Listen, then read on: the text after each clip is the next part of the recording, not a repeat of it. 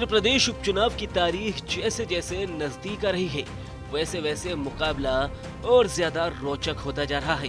हालांकि चुनाव आयोग ने 13 नवंबर की जगह अब मतदान की तारीख 20 नवंबर कर दी है। लेकिन यूपी में कई सीटों को लेकर सियासी ताना बाना बीजेपी और सपा बून रही है। जहां कोई प्रत्याशी मुस्लिम रंग में रंगा नजर आ रहा है, तो कोई मुस्लिम प्रत्याशी मंदिरों में भगवान के सामने नतमस्तक हो रहा है। जिसका फायदा कितना होगा ये तो वक्त ही बताएगा। मगर उससे पहले कई सवालों ने सियासी गलियारों में शोर मचाना जरूर शुरू कर दिया है कि क्या वास्तव में अब वोटरों को लुभाने के लिए धर्म का सहारा लिया जा रहा है।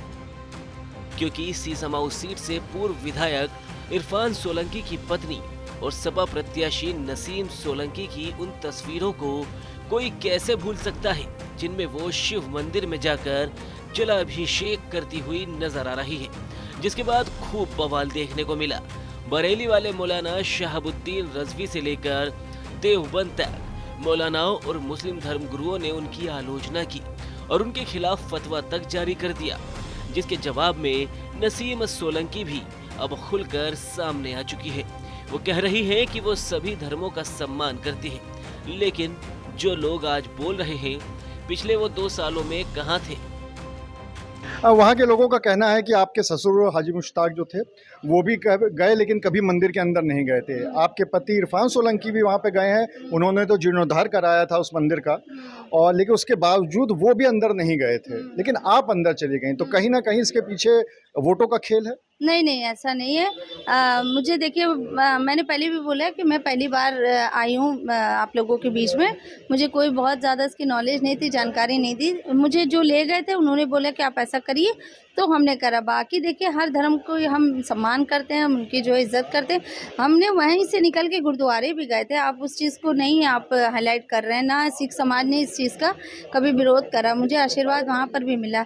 2-1 दिन में मुझे चर्च भी जाना है। तो ऐसा नहीं कि मैं किसी के धर्म को अपमान करने के लिए गई थी, ऐसा कुछ नहीं है। तो वहीं दूसरी तरफ कुंदरकी से बीजेपी के टिकट पर चुनाव लड़ रहे ठाकुर रामवीर सिंह पूरी तरह से मुस्लिम रंग में नजर आ रहे हैं। सिर पर नमाजी टोपी और कंधे पर चादर ओढ़े भाईजान लुक में प्रचार करते हुए वो इन दिनों दिख रहे हैं। मुस्लिम बेल्ट में बीजेपी सिर्फ प्रचार तक सीमित नहीं है, बल्कि मुसलमानों से अल्लाह की कसम खिलवाकर बीजेपी को वोट देने का वादा भी ले रही है। बता दें कि ठाकुर रामवीर सिंह 2 बार कुंदरकी सीट से बीजेपी के टिकट पर किस्मत आजमा चुके हैं, लेकिन अभी तक उन्हें जीत नहीं मिली। यूपी के सीएम योगी आदित्यनाथ की मर्जी से उन्हें एक बार फिर से प्रत्याशी बनाया गया है।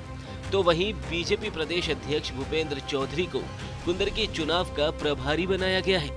बीजेपी प्रत्याशी के तौर पर तीसरी बार उतरे रामवीर का फोकस मुस्लिम वोटों पर है और रामवीर के चुनावी प्रचार की कमान बीजेपी अल्पसंख्यक मोर्चा के प्रदेश अध्यक्ष कुंवर बासित अली संभाल रहे हैं।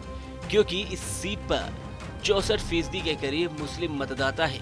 यही वजह है कि बीजेपी सिर्फ एक बार कुंदरकी सीट पर 3 दशक पहले जीती थी। उसके बाद से अब तक बीजेपी को इस सीट पर जीत नहीं मिली।